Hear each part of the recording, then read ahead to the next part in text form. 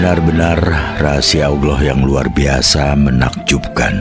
Orang-orang yang dikasihaninya ditampakkan kepada dunia dalam wujud yang tidak terduga, yaitu manusia yang bernama Ahmad Mubasyaroh Al-Tawalud, saudagar kaya pemilik puluhan kapal dagang dan kedai di bandar-bandar pelabuhan yang tersebar di berbagai negeri, yang selalu disibuki oleh urusan-urusan perniagaan. Sementara penipu tengik yang terhijab darinya justru ditampakkan dalam wujud beliau yang terhormat, guru tarekat yang pernah barokah dan karomah seperti Syekh Abu Syar Az-Zulmi.